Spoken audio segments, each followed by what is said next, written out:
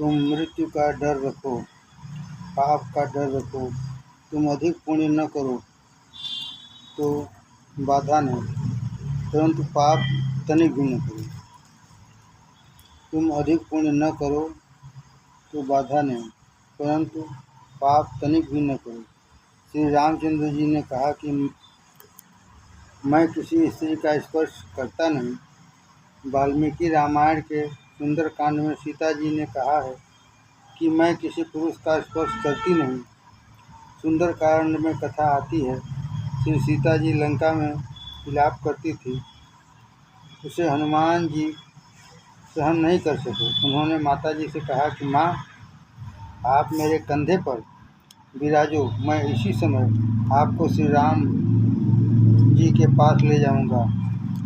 इस पर माता जी ने कहा, बेटा, तू मेरा पुत्र है, जितेंद्रिय है, बाल ब्रह्मचारी है, तू पवित्र है, परंतु भर्तृभक्तिं पुरस्कृत्य राम रामादन्तस्य वानर नाहं स्पृष्टुं स्वतोगात्र विक्षेप्यं वानरोत्तम।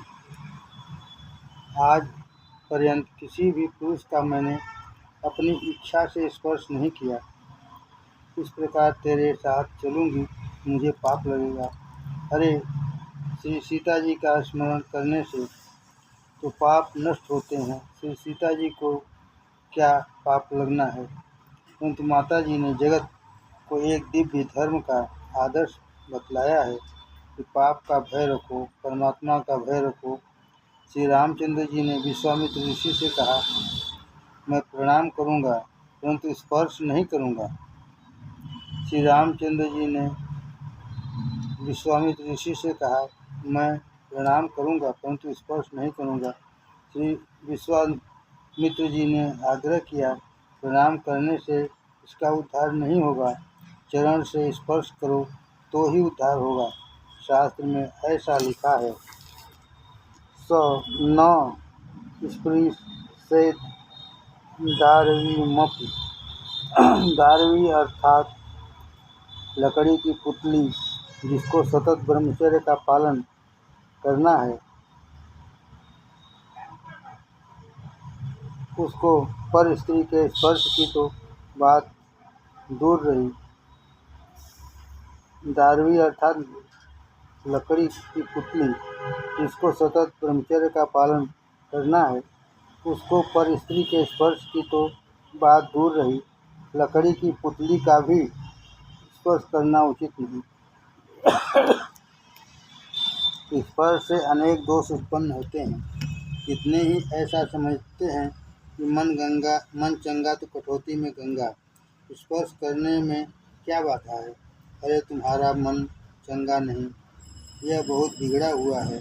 मन कितना बिगड़ा हुआ है इसकी मनुष्य को खबर नहीं। इस जगत में उतना पाप नहीं होता जितना पाप मनुष्य मन में रखता है। मन के ऊपर विश्वास रखने वाले के साथ मन दगा करता है, गड्ढे में फेंक देता है। रामायण में वर्णन आता है कि श्री रामचंद्र जी ने चरण से अहिल्या का स्पर्श नहीं किया।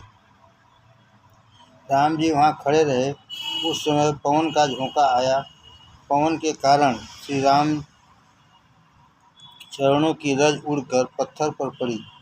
अहिल्या को श्री राम चरण का स्पर्श नहीं, श्री राम चरण रज का स्पर्श प्राप्त हुआ। श्री राम जी की चरण रज में ऐसी शक्ति है कि अहिल्या का उद्धार हो गया। संत चरण रज, भगवत चरण रज मन को पवित्र करती हैं। अहिल्या जी ने राम जी की स्तुति की, यत पाद पंकज पराग पवित्र गात्रा भागीरथी भव विरंचि मुखान्पुनाति। साक्षात् एव मम दृग्विषयो यदास्ते किं वर्णयते मम पुराकृत भागधेयम्। यत पाद पंकज रज श्रुति मृग्यम यन्नाभि षड पंकज भव कमलासंश्च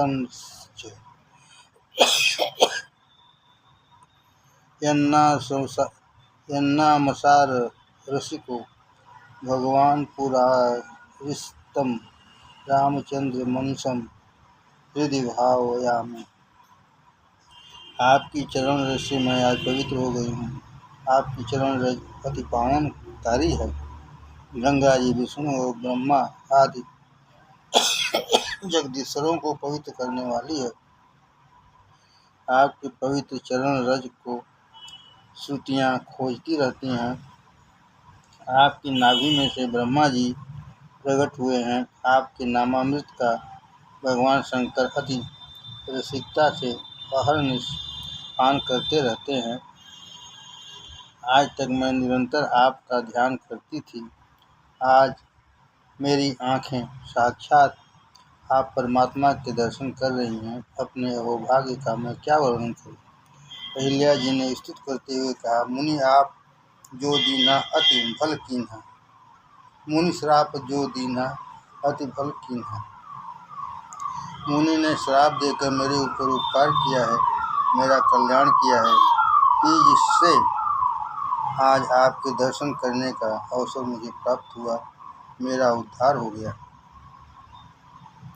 बुद्धि काम सुख का चिंतन करती है और जड़ बनती है, पत्थर जैसी कठिन हो जाती है। ठाकुर जी की सेवा स्मरण करने में हृदय क्यों नहीं पिघलता है। परमात्मा का स्मरण करते समय आँखों में आंसू क्यों नहीं आता। उसका एक ही कारण है कि मन काम सुख का बहुत चिंतन करता है, इससे पत्थर जैसा बन जाता है और भगवत भाव में पिघलता नहीं। बुद्धि निष्काम बने तो पिघले। बुद्धि निष्काम कैसे बने। बुद्धि जब काम सुख का त्याग करती है, काम का चिंतन छोड़ देती है, उस समय निष्काम बनती है और तभी वह भगवत भाव में पिघलती है। संत चरण रज, भगवत चरण रज का स्पर्श हो तो धीरे धीरे मन बुद्धि सुधरते हैं।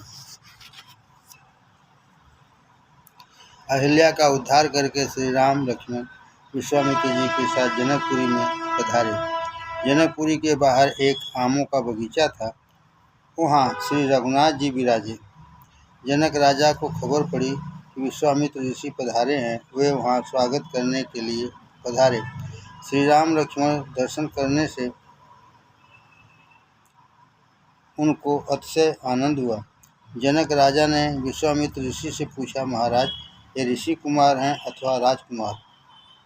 कहूँ नाथ सुंदर दो बालक, मुनिकुल तिलक की नृपकुल पालक। इनके श्रीअंग के लक्षण देखने से तो ऐसा लगता है कि ये राजकुमार हैं। बहुत सुंदर दिखते हैं, परंतु आपके साथ आए हैं तो क्या ये ऋषि कुमार हैं। विश्वामित्र जी ने तत्काल पूछा, राजन तुमको क्या लगता है, ये ऋषि कुमार हैं लगते हैं या राजकुमार लगते हैं। राजा जनक महान ज्ञानी हैं। गीता जी का उपदेश करते समय परमात्मा श्री कृष्ण को जनक महाराज याद आते हैं। प्रभु ने किसी दूसरे का नाम लिया नहीं। परमात्मा ने जनक राजा का दृष्टांत दिया है। कर्मणैव ही संसिद्धि मास्थिता जनकादय। जनक राजा की पदवी थी विदेह जनक। देह में होते हुए भी जिसको देह धर्म इंद्रियों का धर्म स्पर्श न करे, देह में होने पर भी देह से अलग रहे, उसको विदेही अथवा जीवन मुक्त कहते हैं। प्रारब्ध कर्म परिकल्पित वासनाभि संसारी वंचरत मुक्तिषु मुक्त देह। सिद्धि स्वयं वसत साक्षी वदत् तूष्णी चक्रस्य मूलमिव कल्प विकल्प शून्य। प्रारब्ध कर्म के अनुसार देह तो प्राप्त हुई है। प्रारब्ध कर्म के अनुसार देह तो प्राप्त हुई है, परंतु जो जीवन मुक्त है वह नया प्रारब्ध खड़ा होने नहीं देता। वह संकल्प विकल्प रहित होता है। प्रारब्ध कर्म से प्राप्त वासना के कारण वह संसारियों की तरह संसार के भोग भोगता हुआ देखा जाता है, परंतु वह जानता है कि आत्मा और शरीर अलग अलग है। शरीर का धर्म अलग है। आत्मा मन का दृष्टा है, साक्षी है। ज्ञानी पुरुष आत्मस्वरूप में स्थित हैं। ये संसार के समस्त व्यवहार करते हुए भी स्वयं कुछ करते नहीं। ऐसी निष्काम भावना से उनके सब कर्म संपन्न होते हैं। ज्ञानी महापुरुष अधिकांश भाग में दोनों आँखों के मध्य में ललाट में नज़र स्थिर रखते हैं। दोनों आँखों के मध्य में ललाट में एक ज्योति है। तुम आँख बंद करके ललाट में नज़र करोगे तो तुमको भी थोड़ा प्रकाश दिखेगा। ज्ञानी महापुरुष सतत ऐसा अनुसंधान रखते हैं कि मैं पुरुष नहीं, मैं स्त्री नहीं, शरीर का सुख, इंद्रियों का सुख मेरा सुख नहीं, मैं शुद्ध चेतन आत्मा हूँ, मैं प्रकाशमय हूँ। सोहम स्वयं ज्योतिर्निरिगात्मा, सर्व को प्रकाश देने वाला वह ब्रह्म मैं ही हूँ। जनक राजा विधेय हैं, इसलिए विश्वामित्र ने उनसे कहा कि तुम ही परीक्षा करो कि ये कौन है। तब जनक राजा एकटक श्री राम लक्ष्मण को निहारने लगे। चरण से मुखारबिंद पर्यंत सर्वांग को सूक्ष्म रूप से देखकर जनक महाराज को विश्वास हुआ कि श्री राम ऋषि कुमार नहीं, श्री राम राजकुमार नहीं, श्री राम कोई मानव नहीं, श्री राम कोई देव नहीं, श्री राम परमात्मा है। मेरे मन आँखों का आकर्षण एक ईश्वर ही कर सकते हैं। कोई सुंदर स्त्री दिखे, कोई सुंदर पुरुष दिखे, जगत का कोई भी सुंदर पदार्थ दिखे, फिर भी मेरे मन में जरा भी आकर्षण होता नहीं। मैं संसार में रहता हूँ, परंतु मैं ज्ञानी जनक हूँ। मुझको संसार के समस्त सौंदर्य तुच्छ लगते हैं। श्री राम यदि ईश्वर नहीं तो ये मेरे मन को खींच सकते नहीं। जनक महाराज का मन परमात्मा ने खींच लिया है। जनक महाराज सतत ब्रह्मचिंतन करते हैं।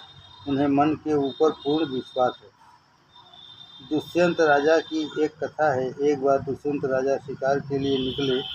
घूमते घूमते कण्व ऋषि के आश्रम में पहुँचे। कण्व ऋषि उस समय बाहर गए हुए थे। शकुंतला ने दुष्यंत राजा का स्वागत किया। दुष्यंत शकुंतला से पूछा, तुम कौन हो, किसकी कन्या हो? शकुंतला ने कहा, मैं कण्व ऋषि की कन्या हूँ। दुष्यंत राजा यह बात मानने को तैयार नहीं हुए। उन्होंने कहा, आज तक मेरे मन में पाप नहीं आया, नहीं चेत पौरवाण धर्मे रमते क्वचित। अपने मन का पर मुझे विश्वास है, मेरा मन कुमार्ग पर कभी जाता नहीं। ब्राह्मण की कन्या तो मेरी माँ है। आज तुमको देखकर मेरा मन चंचल हुआ है, इसलिए मुझे विश्वास है तुम मेरी जात की कन्या हो, क्षत्रिय कन्या हो, ब्राह्मण कन्या नहीं हो। दुष्यंत राजा की बात सच थी। शकुंतला कण्व ऋषि की पालिता कन्या थी। जन्म से वह क्षत्रिय कन्या थी।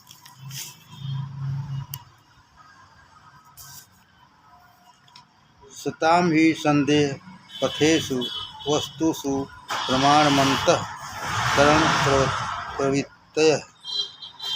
सत्पुरुषों के सम्मुख संदेह उत्पन्न करने वाली वस्तुओं में उनकी अंतःकरण की वृत्ति ही प्रमाण है। उनका मन उनको कभी बुरे मार्ग पर नहीं ले जाता। अपने मन के ऊपर उनका दृढ़ विश्वास रहता है। जनक महाराज की ऐसी निष्ठा है। मेरे मन का आकर्षण एक ईश्वर ही कर सकता है, कोई देव भी मेरे मन का आकर्षण नहीं कर सकता। मेरा मन पवित्र है। मैं संसार में रहता हूँ, परंतु मन में संसार नहीं है। संसार में रहने से पाप नहीं होता, मन में संसार को रखने से पाप होता है। ज्ञानी महापुरुष सदा सावधान रहते हैं कि बाहर का संसार अंदर नहीं आवे, मन में प्रवेश न पावे। नाव जल में रहती है, परंतु नाव में जल आ जाए तो नाव डूब जाती है। इसी प्रकार संसार मन में आ जाए तो मन को डुबा देता है। ज्ञान भक्ति में विघ्न करा देता है। संसार बाधक नहीं, संसार के विषयों का चिंतन ही बाधक है। विषयों का चिंतन करने से संसार में जो आसक्ति उत्पन्न होती है वह बाधक है। विषयों के चिंतन से ही मन चंचल होता है। मन में रहने वाले संसार से ही मन जीवित है। मन में रहने वाले संसार से ही मन जीवित है। मन में विषय न रहे, संसार न रहे तो मन शांत हो जाता है। संसार से ही मन जीवित है। मन में विषय न रहे, संसार न रहे तो मन शांत हो जाता है। संसार छोड़ सकते नहीं, परंतु मन में से संसार को निकाल डालो। संसार के जड़ पदार्थों को मन देना नहीं।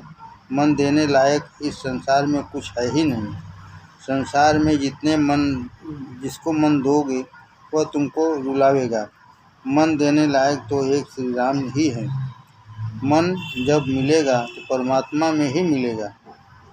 चेतन मन जड़ पदार्थों में मिल सकता नहीं।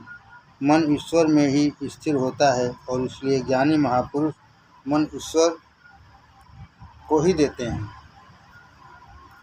जनक राजा के मन में परमात्मा विराजे हुए हैं। जनक महाराज को विश्वास है कि जगत की कोई वस्तु मेरे मन को खींच सकती नहीं, परमात्मा ही मेरे मन को खींच सकते हैं। श्री राम ने मेरे मन को खींचा है। श्री राम परमात्मा है। श्री राम ईश्वर न हो तो मेरे मन को खींच सकते नहीं। ब्रह्म जो निगम नेति कही गावा, उभय वेश धरी की सोई आवा। सहज विराग रूप मन मोरा, थकित होत जिम चंद चकोरा। इन्हीं बिलोकत अति अनुरागा, बरबस ब्रह्म सुख ही मन त्यागा। वेद नेति नेति कहकर जिनका वर्णन करते हैं, भगवान शंकर जिस स्वरूप का नित्य ध्यान करते हैं, वे परब्रह्म क्या ये ही हैं। आज यह निराकार परब्रह्म का मैं ध्यान करता था। ये निराकार परब्रह्म ही निराकार श्री राम है। श्री राम परमात्मा हैं। कितने ही लोग ऐसा मानते हैं कि श्री कृष्ण में 16 कलाएँ हैं और राम जी में 2 कलाएँ कम हैं। कितनों ही का ऐसा थोड़ा आग्रह है, परंतु इस सिद्धांत को श्री व्यास नारायण ने सम्मति दी नहीं। व्यास जी ने ऐसा कहा कि नहीं, कि राम जी में 2 कलाएँ कम हैं। श्री कृष्ण और श्री राम एक ही हैं। भागवत में, वेदों में अनेक स्थानों पर ऐसा वर्णन है कि श्री राम परिपूर्णतम परमात्मा हैं। राम जी में 2 कलाएँ कम हैं, ऐसा कहना ठीक नहीं। ऐसा बोलने वाला दुस्साहस करता है। यह सिद्धांत बाल व्यास नारायण को मान्य नहीं है। भागवत में सुखदेव जी महाराज राजा परीक्षित से कहते हैं, स अय स्पृष्टो अभिदिष्टो वा समिष्टो अनुगतोऽपि वा कौशलास्ते ययुः स्थानं यत्र गच्छन्ति योगिनः। पुरुषो रामचरितं श्रवणैरूपधारयन् आन्ध संस्परो राजन् कर्म बंधर विमुच्यते। सुखदेव जी महाराज कहते हैं कि कौशल देशवासी महाभाग्यशाली थे। उनमें से जिसने राम जी का स्पर्श किया, उनके साथ बातें की, उनका अनुगमन किया। अरे, जिसने राम जी के केवल मात्र दर्शन किए, वे सब उस परम धाम में गए जहाँ बड़े बड़े योगी जाते हैं। राजन, श्री रामचरित्र का जो शांति से श्रवण करता है वह कर्म के बंधनों से मुक्त हो जाता है। भागवत के 11 स्कंद में भगवान श्री रामचंद्र जी की सुंदर स्तुति है। ध्येयं सदा परिभवं विष्णुदोहं तीर्थास्पदं शिव विरञ्चनितं शरण्यं प्रत्यार्हियं प्रणतपाल भगवान ही पोतम वंदे महापुरुष ते चरणारविंदम। हे प्रभु, आप शरणागत दीनदयाल हो।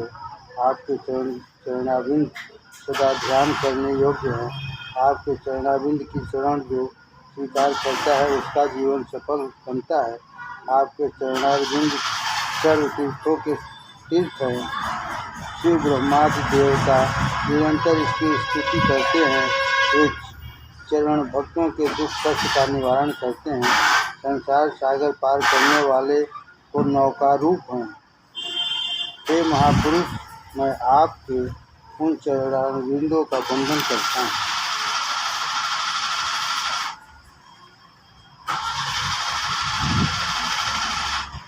राजा जनक ने परमात्मा को पहचान लिया, परंतु श्री रामचंद्र जी को प्रकट होना अच्छा नहीं लगता।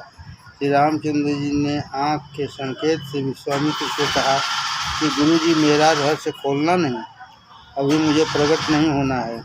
विश्वामित्र जी ने राजा जनक से कहा कि ये महाराज दशरथ के पुत्र हैं, मेरे यज्ञ का रक्षण करने के लिए आए थे, इन्हें मैं साथ ले आया हूँ। तुम ब्रह्मनिष्ठ हो, ब्रह्मदृष्टि रखते हो, तभी तुमको ऐसा लगता है। ब्रह्मज्ञानी होना बहुत कठिन नहीं, परंतु व्यवहार दशा में ब्रह्मदृष्टि रखना बहुत कठिन है। ब्रह्मज्ञानी मिलेगा, परंतु सुखदेव जी और जनक विदेही जैसा ब्रह्मदृष्टि रखने वाला कोई बिरला ही मिलेगा। व्यवहार में ब्रह्मदृष्टि न रखे उसका ज्ञान बह जाता है। जिसको ब्रह्मदृष्टि प्राप्त होती है उसको सर्वत्र परमात्मा के दर्शन होते हैं। विश्वामित्र जी ने राम जी को छिपाया है। उन्होंने राजा जनक से कहा, राजन, तुम ब्रह्म दृष्टि रखते हो, इसी से तुमको श्री राम परमात्मा है ऐसा लगता है, परंतु ऐसा कुछ नहीं, ये तो अयोध्या नरेश के राजकुमार हैं। राजा जनक ने कहा, महाराज, आप भले ही कहें ये दशरथ महाराज के पुत्र हैं, परंतु ये किसी के पुत्र नहीं, ये सबके पिता हैं। इनका पिता कोई हो सकता नहीं, तो परमात्मा है ऐसा मुझको लगता है। राजा जनक ने अति आग्रहपूर्वक कहा, अब राजमहल में पधारें, किंतु राम जी को आम के बगीचे में ही रहने की इच्छा थी, इसलिए राजा जनक ने वहाँ ही सब व्यवस्था कर दी। सायंकाल श्री राम लक्ष्मण संध्या करते हैं, ऐसा रामायण में लिखा है। कितने ही लोग संध्या करते नहीं। ब्राह्मण को 3 बार संध्या करनी चाहिए। ब्राह्मण को बहुत उत्तरदायित्व सौंपा हुआ है। संध्या न करने वाला ब्राह्मण अपवित्र है। तीनों समय बिना संध्या किए भोजन करने वाला शूद्र के समान बनता है। जब से ब्राह्मणों की संख्या में अश्रद्धा हुई, जब से ब्राह्मणों की संध्या में अश्रद्धा हुई, तभी से ब्राह्मणों का पतन होने लगा। कितने ही संध्या तो करते हैं, किंतु संध्या के काल का निर्वाह नहीं करते। संध्या समय पर होनी चाहिए। प्रातःकाल आकाश में नक्षत्र हों, उस समय प्रातःकाल की जाए तो उत्तम संध्या है। नक्षत्र न दिखाई देते हों, परंतु सूर्य नारायण उदित न हुए हों, उस समय की गई संध्या मध्यम संध्या है। सूर्योदय के पश्चात की गई संध्या प्रथम संध्या है। कितने ही प्रातः संध्या करते हैं, परंतु सुबह 8-9 बजे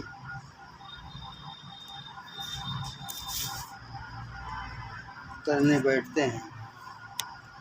कितने कुछ करते ही नहीं। इसकी अपेक्षा कुछ करे तो क्या बुरा है। सत्कर्म का जो काल निश्चित किया गया है, उसी समय उस सत्कर्म को करना चाहिए।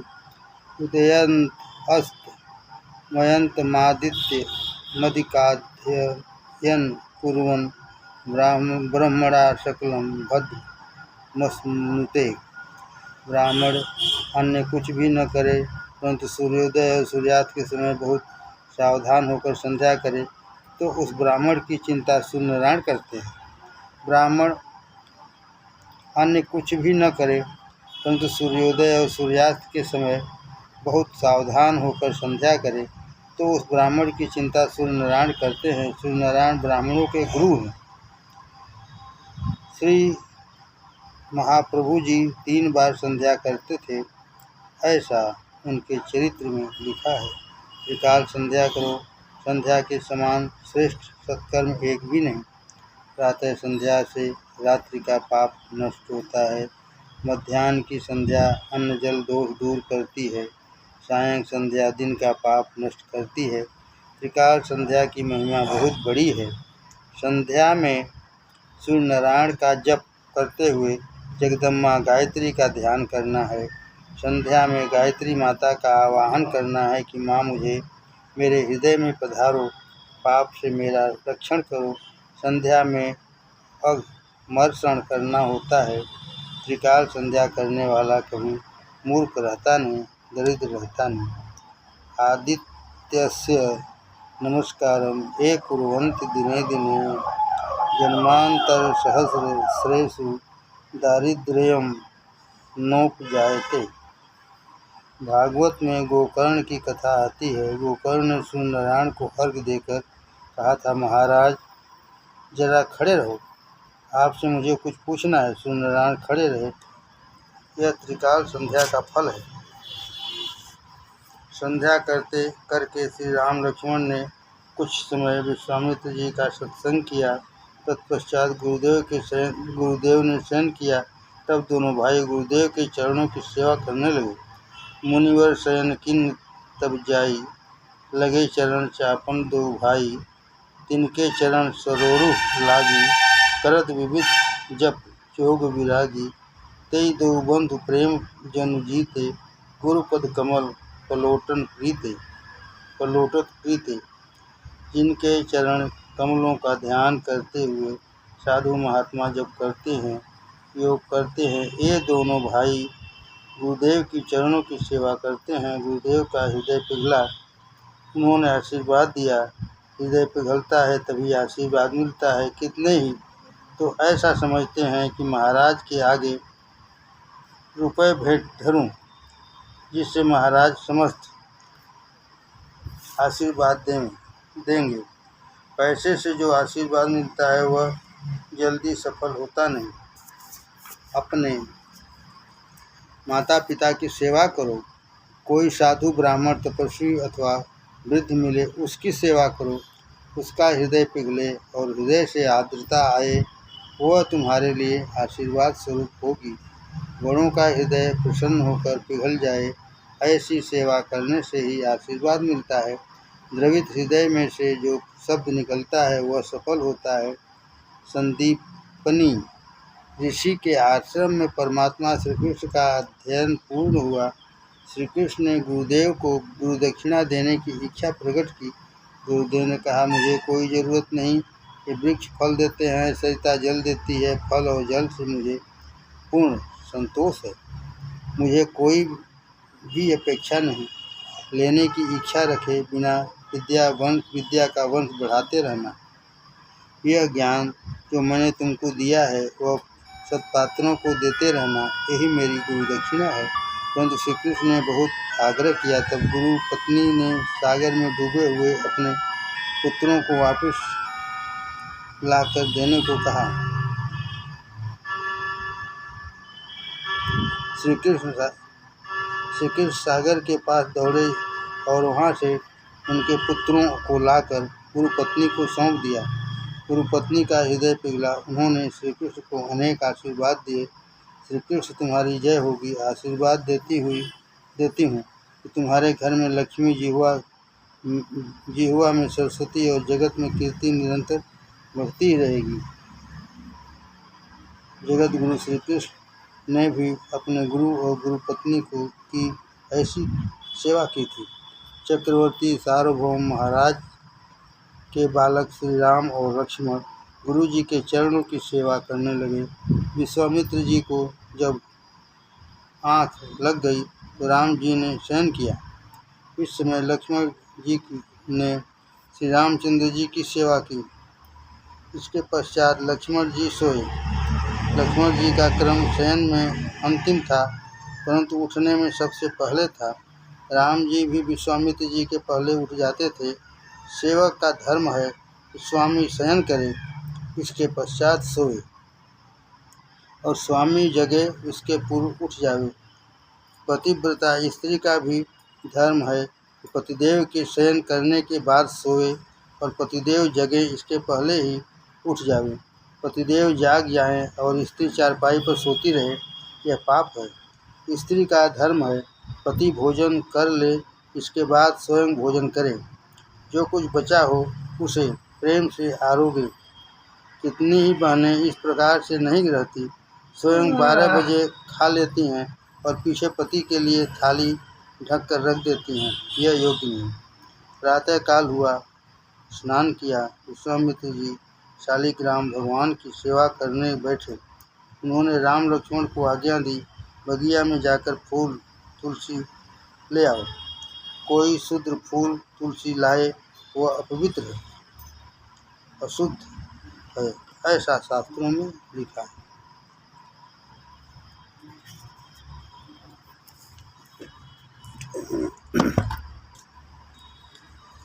बंद करा तो